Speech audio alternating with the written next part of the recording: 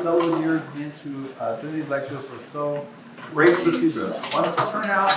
Welcome all of you, students, family, friends, all those supporting Professor Jarvis. We're excited for his address today.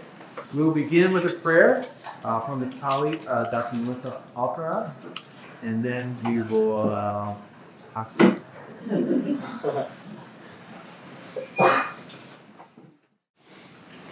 Thank you so much for the prayer. Just one announcement we will put out on the refreshments table. There'll be refreshments. That's announcement A. Announcement B is that tomorrow's the deadline to apply for expenditure learner funding and needs-based funding. Please apply. Don't leave any money on the table. You can be a sociology major or minor, and you can probably have the minor by tomorrow. Today's lecture is by Professor Jonathan Jarvis, Seeing Through New Eyes, Finding Meaning in Comparison. And he will be introduced by our wonderful colleague, Dr. Jane Lopez. And then Professor Jarvis will give his address. He will do all the Q&A, and then we'll just go out to the refreshments. That will be his big signature and get autographs for free. Professor Jarvis. Welcome, everyone. Thank you so much for being here. I want to start by saying that anything I could say about John, he could say it in a wittier, more interesting, and more entertaining fashion. So I apologize that John isn't introducing himself, because that would be more fun for all of us. Nevertheless, I will persist. Dr. Jonathan Jarvis is an associate professor of sociology at BYU and a scholar of family, education, global cultural capital, and comparative sociology. Dr. Jarvis's research focuses on families in East Asia, how globalization shapes educational strategies and achievement in East Asian nations, educational achievement, and parental practices among immigrants from East Asia. Dr. Jarvis is currently examining college entrance exam performance, shadow education, and suicidal ideation in Korea, as well as child labor problems in Japan and China. He's also studied mental health and substance use among immigrants in East Asian countries to the U.S. and from East Asian countries to the U.S. Dr. Jarvis is an engaging instructor of multiple undergraduate and graduate courses and is also the graduate coordinator for the sociology department. John is a quintessential Renaissance man who could have been successful in many different fields, and his knowledge of late 20th century sports and pop culture is unequaled. John brings this broad curiosity and passion for life to sociological research and teaching. Students and scholars make connections across contexts and see the importance of studying and understanding varied social and cultural phenomena. For our department and most popularity contests, John will win every time. His friendliness, joviality, willingness to listen, empathy, and genuine goodness knows no bounds. John embodies Christ-like friendship, just one of the ways he lives his Christian discipleship every day. John is a beloved member of our department and an example of the disciple scholars BYU faculty are striving to be and become. It is my honor to introduce Dr.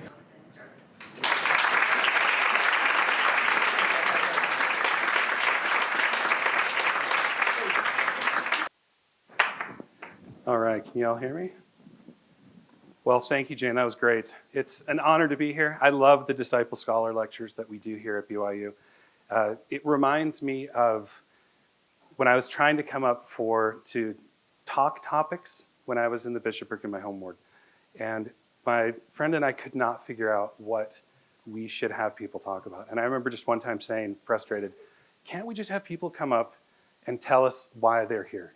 I want to hear their stories. I want to know what it is that they how the church mixes with their lives, how religion works for them. I just wish we could have a line of people come up and do that. And what I like about this Disciple Scholar lecture is it's a little bit of that. We kind of get a chance to see what is it, how do the people in this department kind of combine their love of sociology or research? How does that mix with the way they see the world, with their testimonies, with the gospel? So it's an honor for me to be here. So thank you all for coming. This is great. I feel excited. I've got my shirt tucked in, I have a belt on. This is usually not the case, so it's all fancy. So it's very exciting. So I'll be talking today about this idea of seeing through new eyes or comparison. So as I mentioned, Jane mentioned it first, that I'm a comparative sociologist, or at least try to compare regions. And according to Teddy Roosevelt here, I can have no joy ever, because comparison is the thief of joy. I'm pretty sure he said it. I imagine him, like, look how grumpy he looks. I imagine he said it kind of angrily, and some secretary wrote it down as they ran out of the room. But this idea that comparison is the thief of joy, as I think about that, I was like, that's the dominant narrative. When we think about comparison, this is how we think of it. You know, if you compare something, you're going to be disappointed. You're going to hate what you have. You're going to have to reevaluate everything. This is what I think he's talking about. And so this kind of stuff. Grass is always greener. But if it's for someone like me, I don't really care about lawns. I'm terrible at that.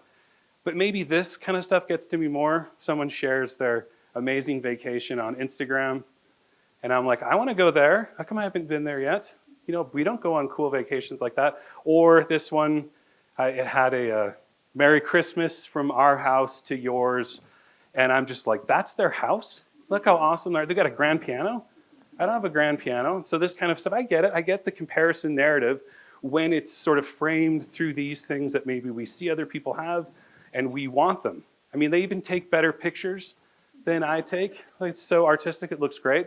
So I get it. This is the dominant narrative. But what I'm hoping today is that I can say, well, what if there's a better way to think about comparison, or a different way to think about comparison, rather than this sort of dominant narrative that it will make you unhappy if you try to compare something to another thing, that you'll inevitably have some kind of inferiority complex. And so I thought, okay, well, what if we could strip away pride and competition, sort of these things that make us look over someone else's fence in envy or in anger or maybe judgment? That might be another thing that we'd have to strip away.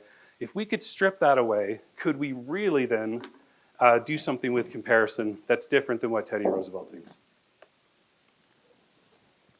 So I teach Sociology 404 sometimes. This is the qualitative research class. This class is, we learn about doing interviews, we do focus groups, things like that. And one of the things I tell the students is that what you'll learn in this class is how important listening is, how to really listen to what other people are saying. And the reason why I tell them that is it's really hard to get people to come to interviews, and they're the star of the show. So when we think of most conversations, it's kind of a co-starring thing. You're both going back and forth. You're sort of waiting for your witty quip. You're hoping that you're going to make this conversation fun. That is not what interviews are. Interviewees are chosen very carefully. We pay them money often. Sometimes I'll go to Korea to talk to them. It's a great expense to get them to meet with you because you've chosen, hopefully, these perfect people who have knowledge about a topic you're interested in. We even write down what they say, which is terrible. It's called transcribing. It's super hard. And when you do this, if you've talked too much, it's one of the worst things. What do you see? Whole bunch of me, a little bit of them, whole bunch of me. Guess what? We can't use my quotes. We have to use their quotes. And so I tell them, really practice listening. Really think about listening. And that the side effect is, I think the students in those classes can become better listeners outside of the interview setting. So they can learn to engage with people and not just be waiting for something to say, but actually hear what they're saying when they're talking. So what if comparison is really seen? So instead of just noticing different things and we have kind of all of our ways of interpreting what we see, what if this is a way of seeing better, seeing through comparison? So to get us to how I came up with this, I thought we could start with this comparison journey. So how I sort of was thrown into comparison. And as I was doing this, I thought, maybe I was born into this. So my parents, I grew up in Canada. My parents are not from Canada. So they moved to Canada before I was born a little bit. And we moved out to Western Canada after I was born. And, for the first 5, 6, 7 years of my life, you just think everybody else has the exact same upbringing that you do. That maybe their houses look like yours. You go to school the first time, you think everyone looks like you're basically wearing the same kind of clothes. And then you have something happen like this. So here I am, 7 years old. This is my class, grade 2. And I was really excited because I found out from our teacher that we were going to have a week where phys ed, my favorite class, was going to be outside on the ice rinks. And so in Canada, You have outdoor ice rinks everywhere. Like, they're amazing. This is the one right by my elementary school. Look how cold that looks. That looks terrible. But like lights. So actually, as I was looking up pictures to find these ice rinks, there's 100 of them in my hometown. I couldn't believe that. 100 outdoor ice rinks like this. Nevertheless, my class was going to spend all of our phys ed hours skating. So I couldn't wait. I didn't know how to skate. I didn't know how to play hockey. I thought, this is it, the beginning. And so we go into this little huts over there, and they have skates that you can rent. I didn't have skates. And I remember I couldn't even put skates on. Like, you've tried to put skates on, they're super hard, they kind of hurt your feet. I couldn't tie the laces. Laces are really tough to tie on ice skates. And so I get out onto the rink, and I was totally betrayed by all these supposed friends. They all could play hockey perfectly. They could skate, they could do like that 2-foot stop, right? They could do everything. They could skate backwards, and I couldn't stand up. So I couldn't do anything. And I just thought, when we're 7, like, we're so young, when did these people learn how to skate? How come I got left out of this? So I see that guy on the end with his hands on his knees. So he is one of my best friends. And I said, like, when did you learn how to skate? Like, how did I miss skating? And he said, I don't remember not knowing how to skate. And I thought, well, that's not my experience, right? So I looked around, everyone else could skate. And I was like, what do you do to get better? And he's like, oh, I go to power skating before school every day. We go for an hour. You know, it's good for hockey. And I thought, that is not what I'm doing. So I remember noticing in the class, there were 4 of us who couldn't skate. So me, Tamer Mansour, his parents were immigrants from Egypt, Dennis Wong, whose parents came from Taiwan, and Mimi Liu, who came from Hong Kong. The 4 of us were just lost out there, completely ill-equipped to deal with this Canadian gym class. It was humiliating. So I go home, I tell my parents, I want to play hockey, learn how to skate. And my parents were like, well, how do you do that, right? What do you do? And I was like, well, they do this thing called power skating. You might have heard of it. You know, I'm trying to be all cool. And they're like, when is it? 6 a.m. every day? And they're like, I don't think we're doing that. And then my mom said, well, I've heard hockey's like expensive. You know, we have like 6 kids and seems kind of costly. Also, aren't all the games on Sunday? You know, that's a common thing in Canada. And thus ended, right, my hockey hopes. And so I noticed early that I was a little bit different. So I had these different factors. So as we jump ahead here, 5 years later, I'm 12, going into junior high school, and these dreams of hockey have vanished. And I decide that I need a job. I'm 12 years old now. I've got to get out in the market, right? I've got to earn some money. And so I got my first job. My parents were gone for the weekend, and I went and got a job at the Edmonton Sun. So I was a delivery. I delivered the newspapers. And I didn't even tell my parents. I just went, and my friend was doing it. And you may not know, maybe some people have seen the Sun. In the UK, they have the Sun. They have it all over Canada. There's 2 newspapers in my hometown. One of them's classy, and the other one not so classy. The Sun, if you notice, it like opens like a magazine, right? It doesn't even have like the cool way of opening it. It has all these like sarcastic headlines. Well, I delivered the less classy newspaper in town. And the reason why that's important is the people who subscribed to the Edmonton Journal, they did what was called paid in advance. 6 months in advance, 12 months in advance, they would pay for their newspaper. The people who subscribed to the Sun did not. So I would have to go to their house and ask them for money. So 12-year-old me, twice a month, once or twice a month, I was going to like 70 people's homes to try to get them to pay me. And I hated it. You imagine how embarrassing that is. You're like 12, who wants to go and knock on doors and beg for money? So I would do all these tricks, like I would collect way in advance, and then the customers would get all mad at me. But I just didn't want to go. But the one thing I liked about it is that I got to snoop inside my neighbors' houses. So 70 houses, I get to go in. It's cold, Canada. I get to go in, close the door, they invite you in, and I'm looking around these houses, and I'm just thinking, what is going on in these houses? They have like bowls of chips and candy out, right? They have things like eggs like this. These are Ukrainian Easter eggs. There's a huge Ukrainian population in Western Canada. So around Easter, they make these cool looking eggs. We didn't have those eggs. They had trophies like this. I didn't even know what that was. It took years. These are curling trophies. So like the parents had curling trophies because the parents go to Bonspiels and go curling, right? I had no idea what this was. And so I'm kind of, looking and noticing they have some things that are better that I like. Their houses are so quiet. They look so clean and neat. My house is like 6 kids and friends and chaos, right? And I thought, what, the rest of this neighborhood has a really different life than I do. So at that time, I remember thinking, well, I can notice differences. This is something I like doing. But at first, it was kind of painful. I noticed what I didn't have. I couldn't skate. I didn't have bowls of chips and candy just sitting on countertops. My friends never ate them, by the way. I don't understand that. I was LDS. Almost nobody in Edmonton's LDS. It's like 1%. And so things like, I didn't play hockey on Sundays. In fact, in the NHL, I think there's about 500 players, one LDS person, and he's a convert to the church. He joined when he was at University of Alberta. So I think this Sunday thing might be a factor. Anyway, I noticed these differences. So comparison at this point was like that thief of joy. So then luckily, I went and studied sociology. Actually, just kidding. I studied at University of Alberta. I was a soc major, like some of you here. And I didn't really like it. I'm sorry. It wasn't my thing. I tried. I just thought, it seems so vague, or I can't quite tell what they're talking about. It's hard to see sociological things, right? We talk about stuff that we don't see.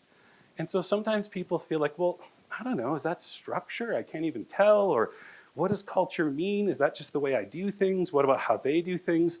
So this idea of it felt abstract. I felt like I couldn't understand it. I couldn't connect anything to what I was learning. So then a miracle did happen, and I went to Korea. So when I was in the middle of my undergrad, I had a friend whose sister was teaching English, and she's like, I don't want to teach over the summer. Do you guys want to come and teach my English classes over the summer? And I was like, sure. I don't know anything about Korea. Sounds great. And I went there, and it was mind-blowing.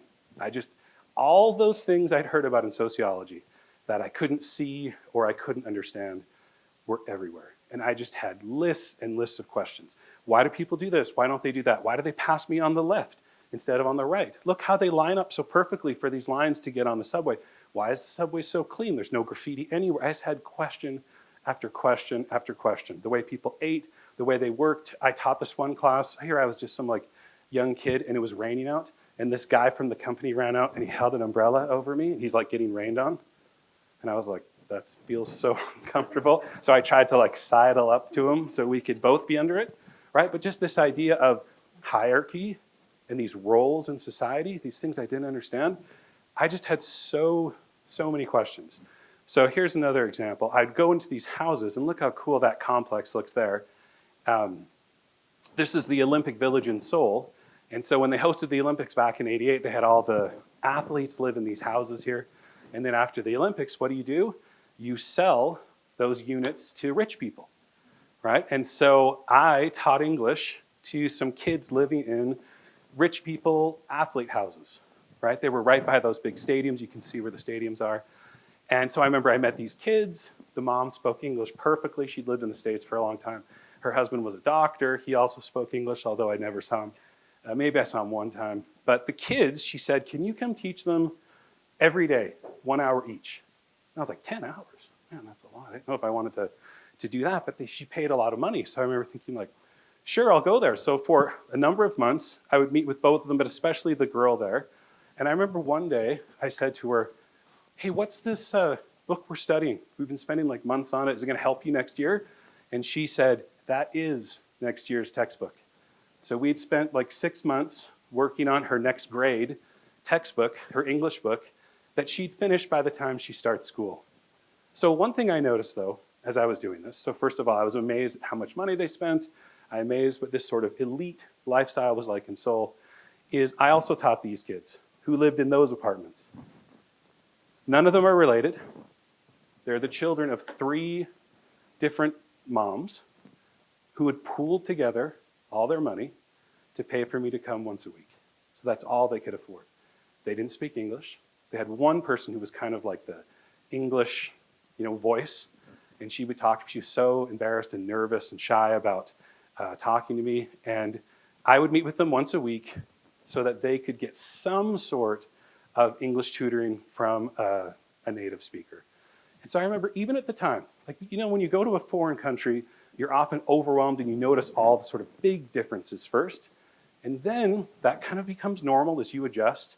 And then you start to see these kind of below the surface differences. And so clearly I could see, while everyone in this country really studies education, they're really into education more than I realized. But I didn't know that it had filtered down into even these working class or lower middle class families who were putting together all this money to try to give their kids some chance of getting into a better university. So one of the things that I noticed when I was there, as I was kind of making these comparisons, was that other English teachers complained so much. All they talked about was what the country was doing wrong, how they had this backwards, they didn't have this or that. It used to drive me crazy, right? So they were comparing everything in Korea to exactly how they'd grown up, and they wanted it to be the same. Why is it unequal? Why is it like this? Why did they pass on the left? You know, all those things that I thought were interesting, they complained about. And I used to always think, like, I don't know why you're here. Why come here if you're going to complain so much? But what I noticed now is that they were comparing using their same kind of value judgment system, and they were upset that it wasn't exactly how it was back at home. So they thought of Korea as less than wherever they came from. So one other thing, after I had served a mission in Korea, I was visiting a friend of mine, and we were standing right here on this intersection, like this huge intersection. I don't know how many lanes it is. And we were talking, and this is one of my favorite Korean mission. He wasn't my companion, but we lived in a house together. And while we were talking, all of a sudden I saw a guy that looked like this. So an older gentleman, and he was pulling a wagon filled with cardboard boxes. And I'd seen guys like that before in Korea. I was kind of watching him, and my friend's talking, and he's like just talking, and we're both looking in the same direction. And this guy goes from here and just walks all the way across this giant street over to the other corner. Didn't follow any lights, right? Just started walking. And I was like, wanted to do the like jump and save.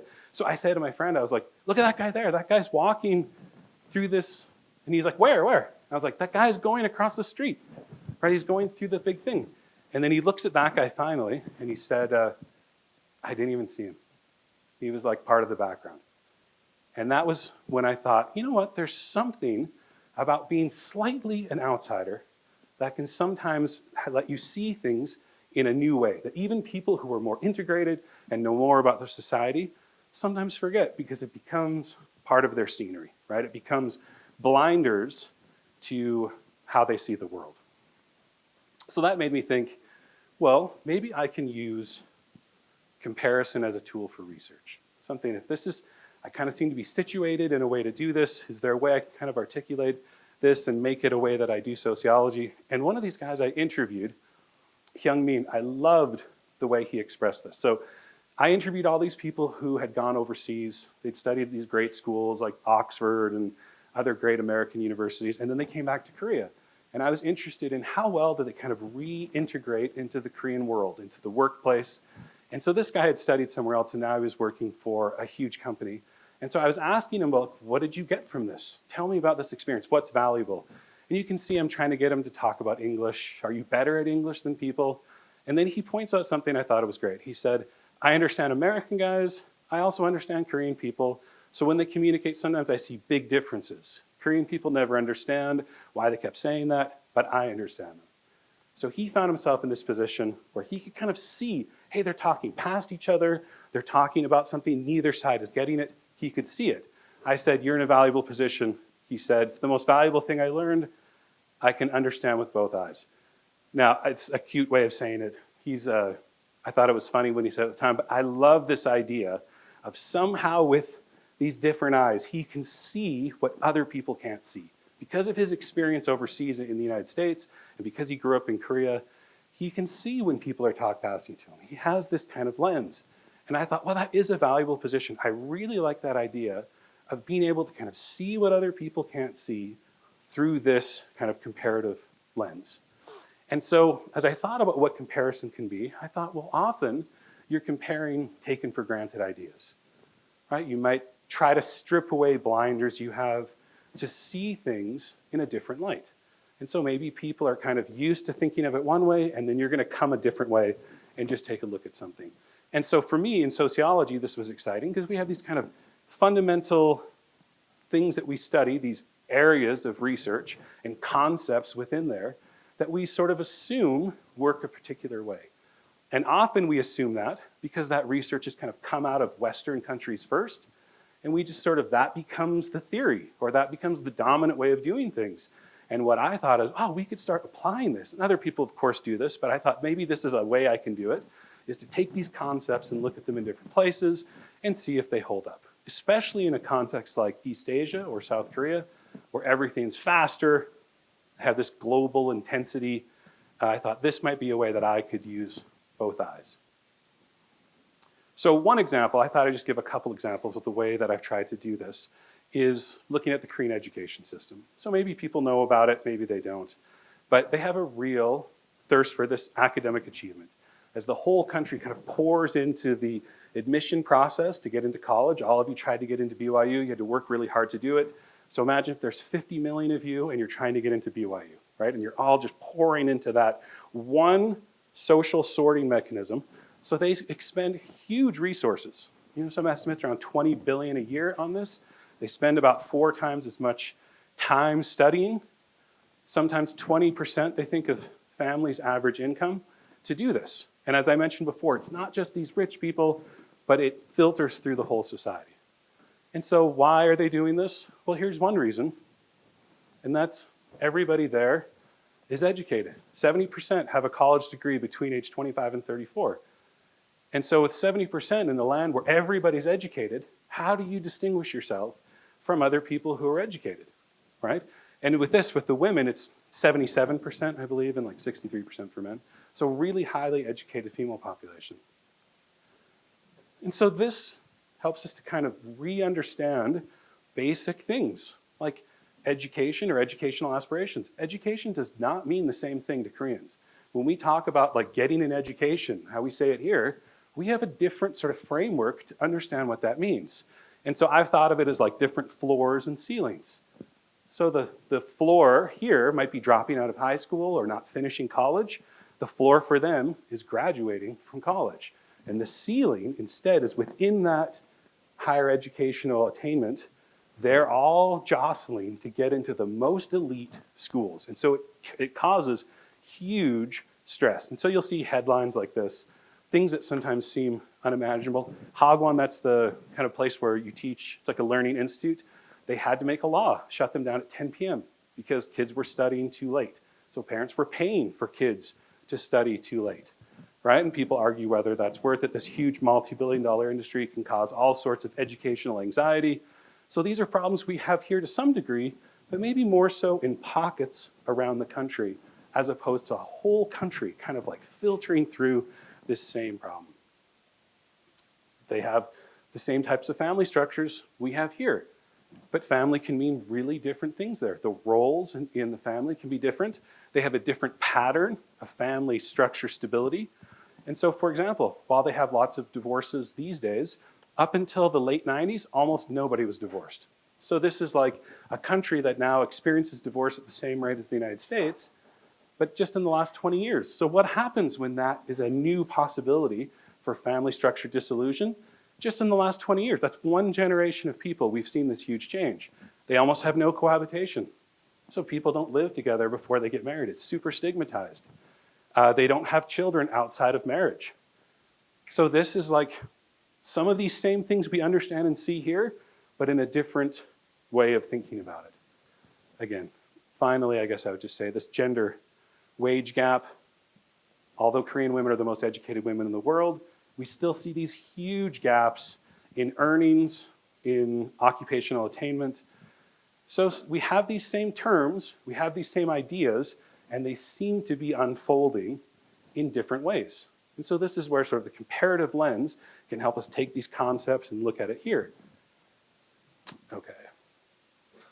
So what I found with research in East Asia like this was a way to use this thing I thought was so interesting, this enthusiasm for noticing these differences, and sort of a way to employ that. right? It helped me to sort of this move towards decentering research from Western context to kind of include theories and ideas from other high-income or global South countries, but also this idea of finding a place that I could kind of straddle between to understand differences. And one of the key ingredients of that was comparing to learn rather than to judge. So often when we compare, it's to judge. They're worse at this, they're better at this, we create a ranking, right? As opposed to what's happening. I want to like explore and figure out what are these patterns, what do they mean? And so this to me is kind of a fundamental component to comparing in this maybe more illuminating way. So if we go back to this Sociology 404 analogy and this idea of comparison as really seen, so comparison might actually be good. So it might just be a thief, but something better. And so I thought, well, how is this then, like going through this process of thinking about observing others intently without judgment, what does that do to me personally? Well, it helps me see other people to learn about them rather than to judge them, right? It kind of breaks down some of these obstacles or these blinders. And this to me felt a lot like this. When we think of being a disciple of Christ and having eyes to see or see what God would see, I started seeing some comparisons. Hey, this sounds a lot like that, right? Blessed are your eyes for they see and your ears for they hear. Like to me, I'm thinking, oh, that sounds a lot like having a different perspective when we look at people, when we see behaviors, when we see what people are doing. And I thought, well, what are we trying to see in these people? Well, we're seeing that they're heirs of God and joint heirs with Christ, sort of their eternal potential, their connection to God, the fact that we're brothers and sisters in this huge eternal family. This is what we can see in people when we remove some of these other things that get in the way. Our own cultural biases, our opinions, our pride, feeling hurt about something. When we kind of strip away some of those things. I love this passage from 2 Kings, this idea of seeing something seeing something that can empower us. And so in this example, Elijah is kind of calming down his servant who's so scared because of all the people who are out there. And he says, "Fear not, for they that are with us are more than that be with them." So of course the servant doesn't see that. He's worried. And then Elijah prays and said, "Lord, I pray thee, open his eyes that he may see." And the Lord opened the eyes of the young man, and he saw, and behold, the mountain was full of horses and chariots of fire. So this wonderful scripture about how when he opened their eyes, when they could really see without these blinders on, in this case, spiritual blinders, what does this servant of Elijah see? He sees a whole army, a whole spiritual army there to protect them. So I thought this idea of seeing people as who they are, of kind of seeing more than what we normally can see, to me, this is really an empowering side effect. So this idea of comparison being more like a light shining, on different things as opposed to a thief. Can we really see people? Do we then see the problems they're going through so we can mourn with them? Do we see what they're celebrating so we can celebrate with them? Or are we clouded by our blinders and jealousy, and instead we see that and all we think about is what we don't have, what we didn't get? So to me, it's this idea of it can be illuminating.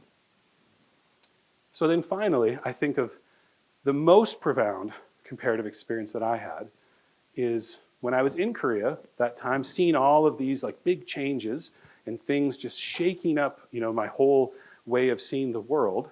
One of the things I noticed was that I decided I would go to the Seoul English branch. So here I was, like 22 at the time. Actually, I was 24, hadn't gone on a mission. I'd heard a million people ask me about going, and it just got to the point where I was like, blinders going up, right? I don't want to hear any more about those questions. Why aren't you doing this? Why aren't you doing that? Even the well-intended people started from my perspective, started to be seen as kind of distractions, obstacles to my interest in going. So I find myself in South Korea, 24 years old. I go to one of the English branches after just having everything shaken up from all these, overwhelming sort of cultural experiences. And what I noticed was those blinders seemed to be gone. And the kindness, the support that the people in that branch showed me, I saw it for what it was. They didn't care if I came or go. They wanted me there. They were supportive. They were helpful. If I had questions, they would answer it. There was no judgment. They just wanted me to be better, to come to learn. And this was a great experience for me as I started to see sort of the potential of the gospel in my life without these blinders on. And that changed everything. As soon as I could remove those things, I saw the good. I noticed that when I felt good, that when I sat and talked to people about things we'd been learning about, I felt better.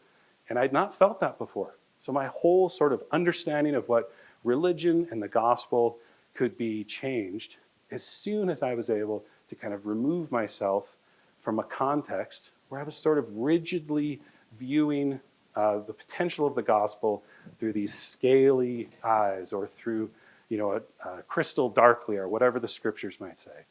So I hope that we can use something like comparison. Even if you can't go to Korea, I wish you could go. It would be great.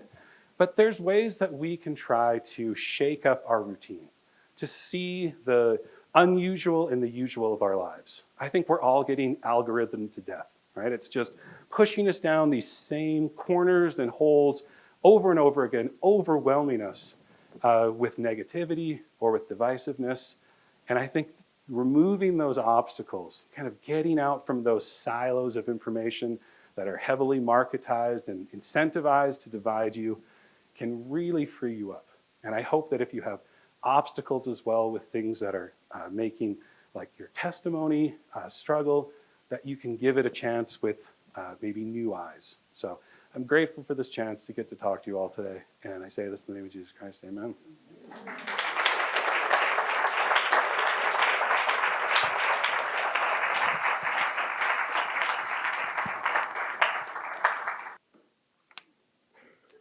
Yes. Did you ever learn how to ice skate? No. And neither can my children, and neither were their children, and their children's children. It's now been irrevocably decreed. Yes.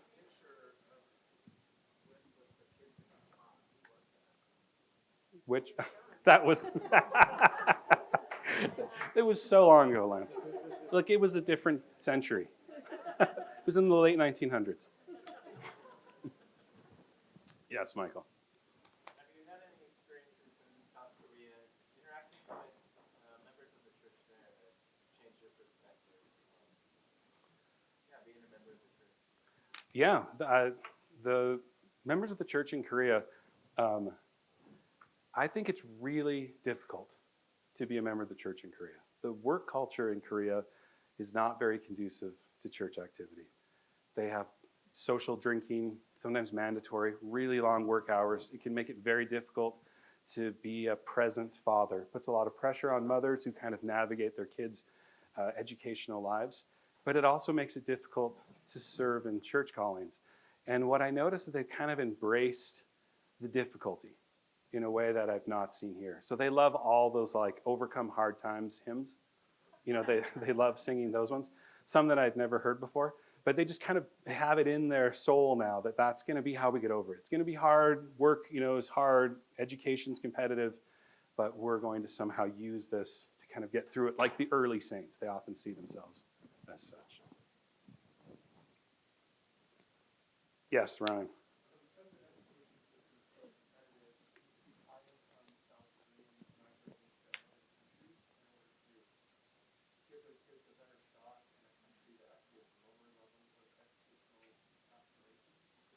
Yeah, sometimes they do it sometimes it's a little bit instrumental, like go there to come back. Maybe they can get out of the race into this narrow pool of schools. So for the last couple of decades, people with resources have gone to like the United States, but to sort of have multiple options if they don't want to do the Korean path. But also, I've seen some research a colleague of mine did in Japan. And what he did he studied that I thought was interesting was that some mothers in Japan are just like, I can't take this. I don't want to go on this path. And so they move to places like Hawaii because the stress, not just on the kids, but on them is less. And so they're like, I don't want to go through what it takes, so I'll move to somewhere else. And so, of course, it requires they have resources to do it. But all the companies kind of dangle these expat, packages to try to get people to stay with companies because they can go to, even if they go to like Malaysia or work like that, usually they're in these foreign language schools and things like that. So yeah, they do try to use it as sort of a release valve on the steam of the pressure, right, that they're going through. Yes, most. Yeah. The ice-breaking thing about like a one is I am just curious how you talked about it in terms of comparison, but if you think about just your day-to-day life, how does sociology like strengthen or contribute to your testimony just like in every day in addition to comparison? Well, I like that sociology seems to focus on those on the margins. So we spend a lot of time trying to understand what's difficult for people on the margins. And I think that that is really helpful in developing a sort of Christ-like way of thinking about the other, our neighbors. And so sociologists, I think, tend to illuminate some of the problems that I wish society would focus on more. So for me, it's more about just like understanding the difficulties people might be experiencing as opposed to condemning them for making bad choices, right, or not studying hard enough, but to try to understand the context that might make their life hard.